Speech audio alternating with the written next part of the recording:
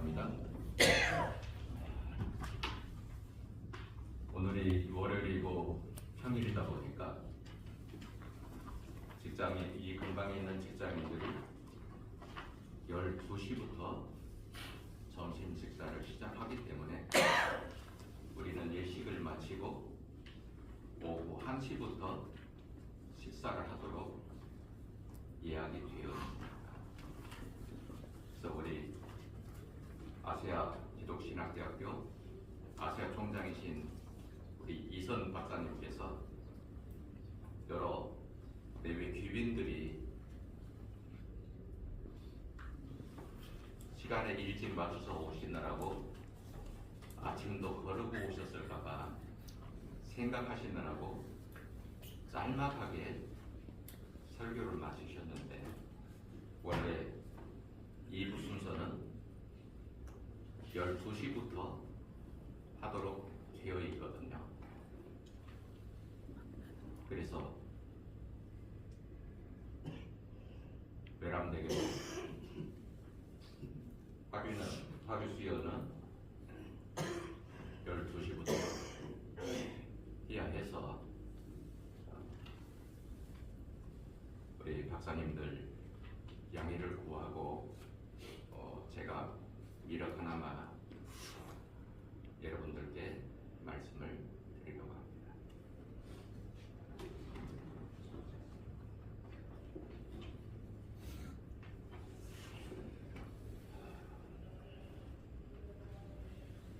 저의 간증이 될지도 모르겠습니다. 제가 이 세상에 태어나서 살아가게 된 것이 하나님의 특별하신 섭리요 은혜이거든요. 저를 낳아주신 부모님들께서 저를 낳기 이전에는 예수를 알지도 못했고 믿지도 않은 그러한 불신자이셨습니다. 그 두 분께서 일제 36년의 그 고통 속에서 고통을 당하셨고, 또 해방이 되어 나라 경제가 어려운 그 상황 속에서 겨우 살아볼까 하는데 해방된 지 5년 만에 6.25 한국 전쟁이 벌어졌지요. 그리고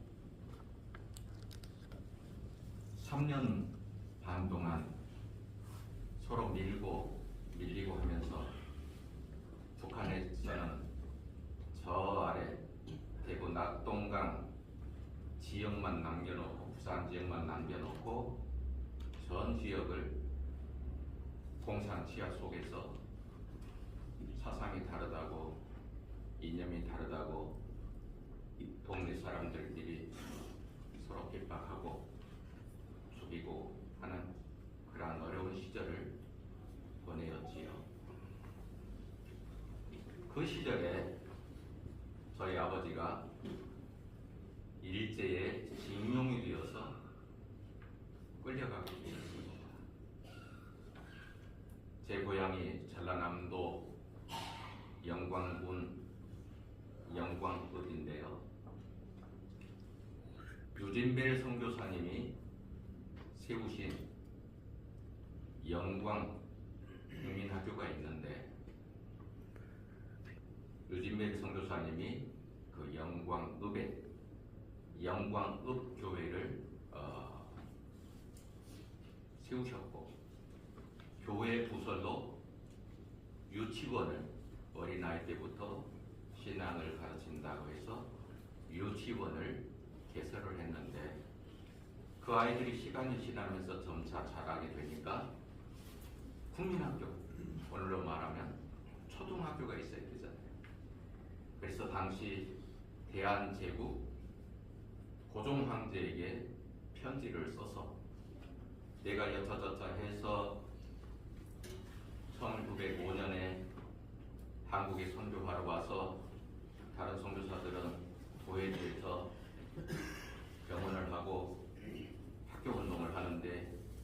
시골에 와서 이렇게 교육 사업을 하는데 아이들이 어느새 자라서 국민학교를 들어갈 나이가 되었다. 그러니 이 아이를 계속해서 체계적으로 가르쳐야 되는데 국민학교가 필요하다.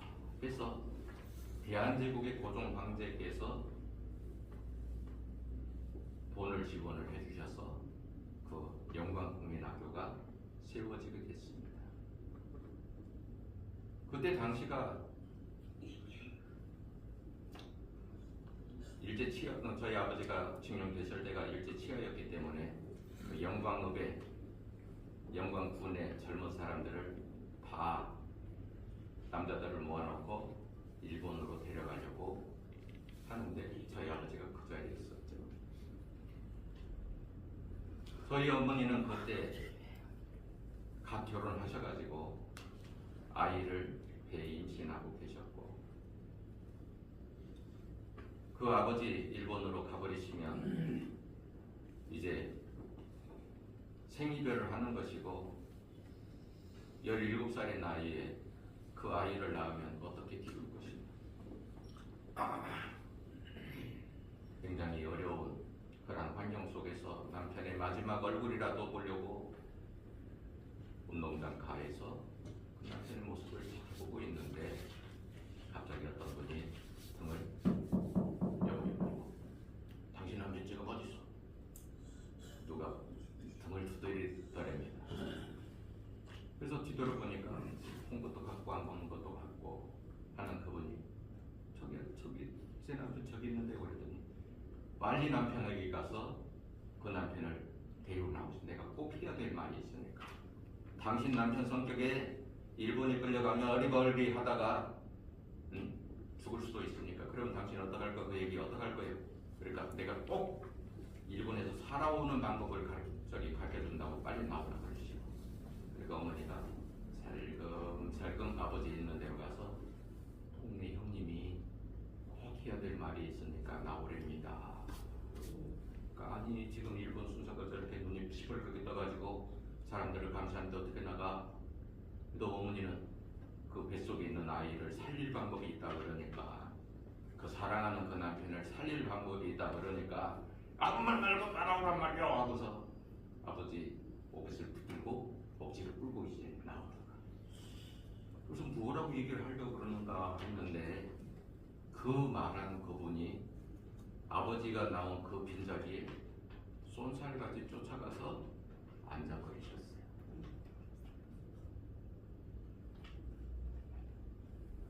그러니까 어머니는 이게 어떻게 된 거지? 어머니는 그때 이제 딱 눈치를 채셨죠. 아, 내 남편을 살리고 자기가 대신 죽으러 가려고 저 자리에 들어갔구나. 빨리 갑시다. 빨리 갑시다. 그래서 저희 아버지가 일본의 징용을 안 끌려가셨거든요. 왜냐면 만약에 그 아버지 징용으로 끌려가 버리셔서 다시 못 돌아오셨으면 저 이 세상에 있었을까요? 없었을까요? 당연히 없죠.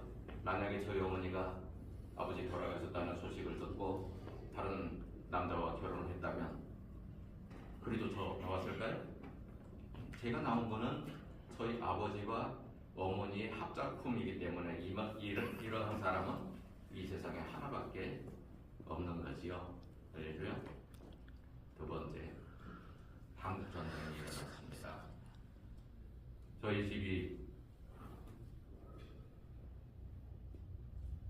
왕족이라고 전두리 가문의 효령대군파 17대손 왕족이라고 부르조아 집안이라나요? 그래서 공산당분들이 와서 이제 다 죽이려고 그 차에 실었습니다. 그리고 저희 아버지도 이제 부대에 가서 이제 끌려가는 거죠. 그래서 또 어머니는 또 눈물을 흘리면서 이 남편 실려가 버리면 이제 또 생리별이 우려하고 있는데 갑자기 말과 난장을 별을 붙이고 있는 건장한 남자가 오더니 저희 아버지를 손가락질로 가르치면서 이놈은 이 동네에서 최고로 악질. 내가 이놈한테 당한 거 생각하면 그 쓸개를 빼서 내가 씹어먹어도 내가 양해하지. 그러니까 끌려가서 죽이더니 내가 이놈을 직접 잡아내야 돼. 너 나를 시키. 잘 그랬어. 그 트럭에서 저희 아버지를 끌어내리셨습니다. 내렸습니다. 그러고 나서 차는 떠나고 아버지는 이제 다른 사람들 번호하면서 질질 끌려가시는 거예요. 근데 어느 정도 가다가 골목길 돌아가더니 그분께서 풀어주더랍니다. 빨리 집에 가십니다. 네가 애 둘밖에 없고 젊은 아내를 두고 있는데 실려가 버리면 네 식구 어떻게 사냐? 내가 힘을 쓸 수 있을 때 써주는 거니까 제가 그래서 돌려보내줬답니다. 만약에 그 트럭에 공산군 트럭에 저희 아버지 실려가셨으면 제가 이 세상에 있을까요 없을까요? 저는 없는 거지요. 그래서 이제 집에 돌아와가지고 어머니가 놀래서 당신 어떡하냐? 어떻게 돌아왔냐? 그렇게 여자자자 해서 그 형님이 죽일 것 같더니 그냥 다 죽는 줄 알았어. 내가 집에 가가지고 와서 그러니까 어머니가 이거 들키면 큰일 나겠다 해가지고 시골집이니까 아궁이 있잖아요. 아궁이 속에 그 안에 이제 아버지 들어가게 하고 음식을 해서 그 아궁이로 이렇게 넣어주고 부엌에서 먹고 밤에는 이제 부엌에서 먹고 이런 식으로 이제 사셨는데 동네 사람들이 굉장히 궁금증이 생긴 것이 소집의 남편은 공산당에게 끌려가서 죽어버렸을 거고 젊은 처자 혼자서 애 둘을 키우고 있는데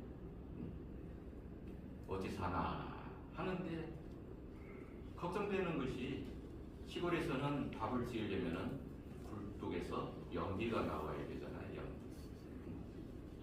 그런데 그 집만은 연기가 안 나오는 거예요. 때가 되면 연기가 나오는데 연기가 안 나오는 거예요. 그러니까 동네 사람들이 더 궁금한 거야. 젊은 처자가 두 아들을 데리고 살고 있는데 먹는지 마는지 도대체 날마다 굴뚝에서 연기가 안 나오니 굶어 죽었나 가봅시다 하고서 집에 대문을 사이로 살짝 보니까 어머니가 마당에서 장가지로 불을 떼면서 밥을 해가지고 부엌으로 들어가더래요. 저 집은 이상하게 왜 아궁이에다 밥을 안 하고 왜 마당에서 밥을 하고 왜 음식을 가지고 부엌으로 들어가지 해가지고 한 사람이 살금 그 부엌으로 들어가서 부엌문 사이로 보니까 웬 남자하고 어머니하고 밥을 먹고 있다네요. 저 남자가 웬 남자냐 그래서 왜가 남자가 생겨놓냐 하고 어떤 남자인가 하고 유심히 봤더니 얼마 전에 그 트럭에 실려가지고 죽는다고 했던 그 남자 그 공산군 책임자가 트럭에서 내려가지고서 자기가 직접 처분한다고 끌고 갔던 그 남자가 버젓이 살아서 부엌에서 음식을 먹고 있다잖아요. 그러니까 그냥 또 약삭 빠른 사람들은 또 이제 잘난 척하면 또 상으로 쌀이라도 줄까 해가지고 고발을 했죠. 그래서 이제 그 아버지가 공산군이 와가지고 또 붙들어갔습니다. 그래가지고 이제 잊어버린 거예요. 이제는 더 이상 못 온다. 교사처럼 묶여서 이제 끌려가서 이제 못 온다. 그래서 이제 친정집에 가가지고 어머니가 이제 사시면서 도대체 이 남편이 살았는지 죽었는지 애는 둘이나 딸려 있고 소식을 알아야 뭔가 다음 계획을 세울 거 아니에요. 살았다 하면 기다리고 죽었다 하면은 다른 남자하고 결혼이라도 해서 이 자식들을 키워야 되는데 소식도 없고 그런데 눈발이 한참 날리는 그런 날이었는데 텃밭에서 뭔가 가을에 그 묻어놨던 그것을 캐내기 위해서 고구마 농사를 하면은 겉에 있는 고구마 줄기는 다 뜯어버리고 고구마는 땅속에다 그냥 놔두잖아요. 그런 식으로.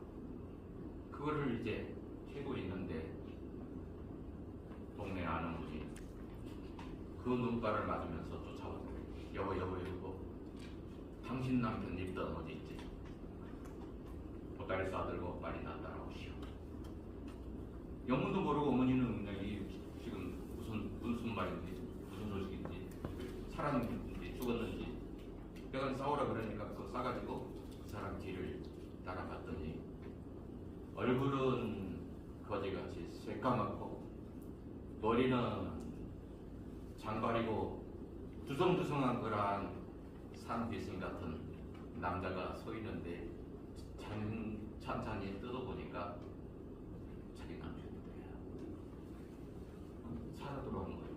그래서 이제 물어본 거예요. 어떻게 살아 돌아왔느냐고 했더니 인민군에게 끌려서 사람들이 가고 가는데 북쪽으로 향해서 가고 하는데 가다가 지친 것 같으면 쉬자 하고 물도 안 주고 물도 안 주고 하면서 쉬자 하고 지쳐서 쓰러져 있는 사람이면은 죽었는지 살았는지 점검하고 그냥 버려버리고 가고 이런 식으로 가는데 어느 지역에서 쉬자 해서 쉬고 있는데 아버지 생각에 가족이 생각이 나더랍니다.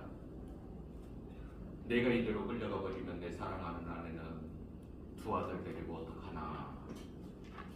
그래서 머리를 써야 되겠다. 어떻게 살아나갈 방법을 찾아야 되겠다. 근데 오면서 보니까 그냥 숫자도 세지도 않고 죽으면 던져버리고 가는데 내가 좀 머리를 써야 되겠다 해서 어느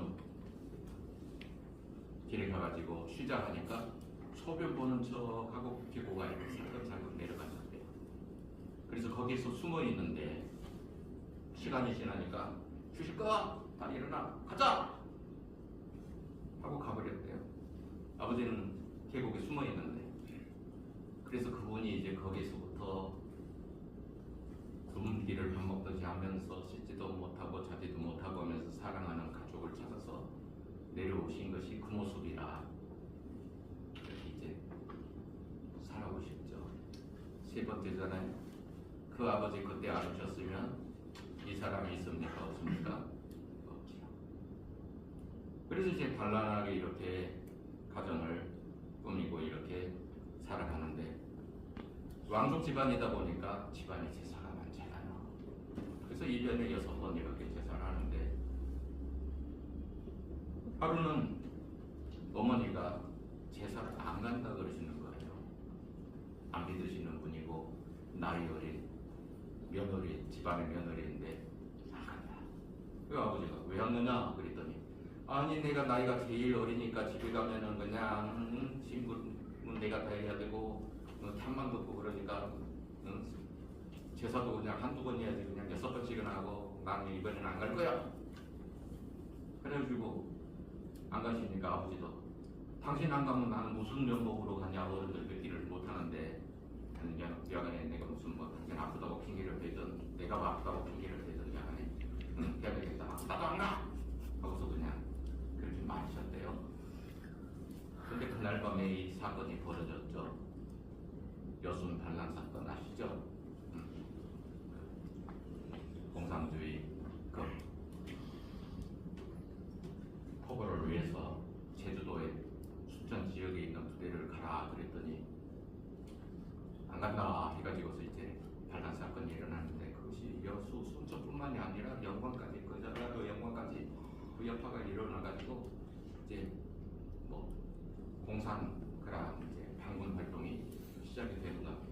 그러니까 제사로 온 가족이 이제 모였는데 저녁 어스름한 저녁이 되니까 빨간 난장을 찬 젊은 남녀들이 그 제사 지내는 집 주위를 뺑 둘러싸가지고 죽창을 들고 와서 뺑 둘러싸가지고 집안에 있는 모든 사람들을 결박해서 끌고 나가는 거예요. 집안에 마침 나이가 연로하신 할머니 한 분이 계셨고 아장아장 뛰어다니는 딸 셋이 있는데 그것만 남겨놓고 나머지 식솔들은 다 끌고 가가지고 공동 묘지에서 죽상으로 다 찔러 죽여버렸어요.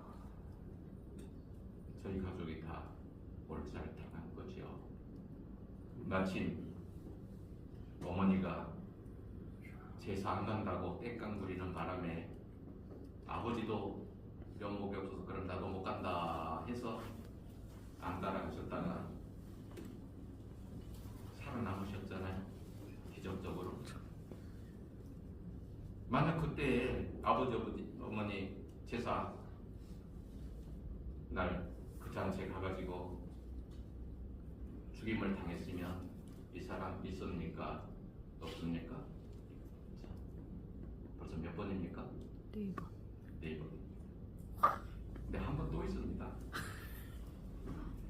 저희 아버지가 이제 해방이 되시고 뭐 한국전쟁도 끝나고 해서 그 아까 그 어머니한테 당신 남편 살았어 까지 챙겨오시고 했던 그분이 그 영광의 정미소를 하시는 주인이신데 그분이 저희 아버지를 많이 그 사랑을 하셔서 막 식구들도 있고 하니까 그 우리 집에서 일 좀 해라 그래 먹고 살지 않겠느냐 해서 일을 하는데 얼마나 열심히 하시는지 옛날에는 일을 할 때 마스크도 안 쓰고 하잖아요. 정미소 뭐 하는 데죠? 쌀 껍질을 벗겨서 정리를 해서 쌀을 만드는 건데 그 병원에 3년 동안 입원을 하셨는데도 낫지도 않고 춥지도 않고 병원비는 옛날에 비쌌잖아요. 지금은 건강보험이라도 있는데 그래서 그 병원에서 의사가 그러대요. 당신 남편은 살 가망이 없어. 이제는 퇴원해서 장례를 준비하시오. 해서 억지로 이제 퇴원을 해서 외할머니께서는 개인병에 효자효부 없다고 사위 죽으면은 빨리 자기 딸 결혼시켜가지고 그 가족들을 살리려고 광에다가 관까지 짜놓고 사위 죽기만 기다려도 죽지도 않고 그런데 마침 저희 이모님이 젊은 시절에 교회 갔다가 젊은 시절에 눈이 멀었는데 부흥회 갔다가 눈을 뜨는 그런 기적을 체험하셨거든요. 그 이모님께서 신학교에 다니는 분한테 시집을 가셔가지고 사모님이 되셨는데 예수 믿지 아니하는 언니를 전도해서 구원한다고 언니한테 날마다 와서 그러는 거예요. 언니야 예수 믿는다 된다. 예수 믿으면 복 받는다. 맨날 그러니까 어머니는 그 말에 뒤에 들고 제가 자기 문제가 더 큰데 교회 다니면 뭘 복을 받아? 응? 너 사는 꼬라지 보니까 신학생한테 시집 가가지고 그냥 지지도 못 살고 말이야. 응? 내 남편은 네가 우리 위해서 기도할 거 아니야. 우리 집은 이러고 말이야. 교회 가면 뭐가 복 받아? 하면서 그냥 강세를 부리면서 안 가시는데 하루는 그 이모님이 어머니한테 그렇게 말씀을 하셨답니다. 언니, 오늘 딱 한 번만 나따라 교회 가자. 2번 다시 언니한테 교회 가자는 말 안 할 테니까. 그 말이 어머니 귀에 쏙 들어왔대요. 2번 다시 언니한테 교회 가자는 말 하지 않겠다. 그리고 어머니가 놀려가지고 내가 네 고집을 아는데 2번 다시 나한테 얘기 안 한다니 그건 무슨 말이야? 나 저기 오늘 교회 가면 또 다음에 또 하나 또 그럴 거 아니야? 아니 언니한테 약속한다. 딱 한 번만. 어머니 왜? 언니가 오늘 한 번 교회를 가면 내 할 일은 이제 끝나는 거다. 예수를 믿든지 안 믿든지 그거는 언니가 이제 할 일이고 만약 오늘 언니가 한 번만 나 따라가면 난 2번 다시 말 안 한다. 근데 오늘 또 여기 안 따라가면 난 내일 또 온다. 날마다 또 온다. 그러니까 귀찮아가지고 그럼 가자. 이래가지고 원격대를 이제 따라 나셨는데 저희 아버지도 소학교도 못 다니셨고 어머니도 소학교도 못 다니셔서 한글도 모르시는데 새로운 성도 왔다고 성경 찬송가를 또 챙겨다 주시는 분이 있어가지고 받기는 받았는데 찬송을 부를 줄을 알아, 성경 어디를 파라그램 펼 줄을 알아, 여간에 빨리 끝났으면 좋겠는데, 그래서 앉은 자리에서 설교를 하니까 지겨워가지고 고개를 살짝 돌려보니까 일본 순서가 정복을 하고 교회 뒷자리에 와서 근엄한 모습으로 앉아있더랍니다. 아니 그때가 일본 시대 아니잖아요. 한국 시대인데 무슨 일본 순사요. 그러니까 저희 어머니는 일제시대를 겪었기 때문에 경찰복을 입은 사람만 보면 일본 순사라 생각을 하시는 거예요. 일본 순서가 교회 와 있어. 아니 사람들이 얘기하기를 교회는 무식하고 머저리들만 다닌다는데 일본 순서가 경찰이 어떻게 와 있지? 그리고 예배를 마치고 인사를 시키는데 이분은 우리 영광중학교 고감 선생님 어머니입니다. 이분은 영광 군수님 어머님입니다. 하면서 소개를 시키는데 다 훌륭하신 분들이잖아요. 어머니가 놀래가지고 아니 교회 다니는 사람들은 다 머저리고 멍청이들만 어리석은 사람만 다닌다는데 정작 어리석은 사람은 한글도 모르는 자기가 어리석고 교회 나온 사람들은 다 중학교 교감 선생님 어머님, 군수님 어머님, 무슨 뭐 경찰서장 어머님, 경찰도 가 있고 유식한 사람들만 교회에 있고 정 다 안 되잖아요. 충격을 받으셨어요. 그런데 마침 교회를 나오는데 내일 아침 5시에 새벽 기도 있습니다 하는 그런 말이 딱 들리더라고요. 새벽 기도할 때 집에 와가지고 잠도 못 주무셨죠. 교회에는 머저리만 다닌다는데 정작 머저리는 교회도 안 다니고 유식한 사람만 교회에 있고 도대체 이게 내 동생이 그 교회 사람이랑 짜가지고 나를 교회 다니게 하려고 왜 이랬는가 밤새 그 생각하느라고 못 주무시는데 갑자기 교회 종소리가 땡그랑 땡그랑 땡그랑 땡그랑 하고 울리더래요. 옛날에는 그 교회 종이 그랬잖아요. 이게 종치기들이 그 종을 치면 안 땡그랑 땡그랑 이게 무슨 소리지? 제가 살고 있었던 영광은 원불교의 본산지이기 때문에 새벽 5시면 항상 종을 칩니다. 어린 시절에 들었던 그 종은 땡, 땡 이렇게 치는 거는 이제 원불교고, 그 다음에 땡그라, 땡그라, 땡그라, 땡그라 하는 거는 교회 종소리죠. 아, 교회 종소리구나.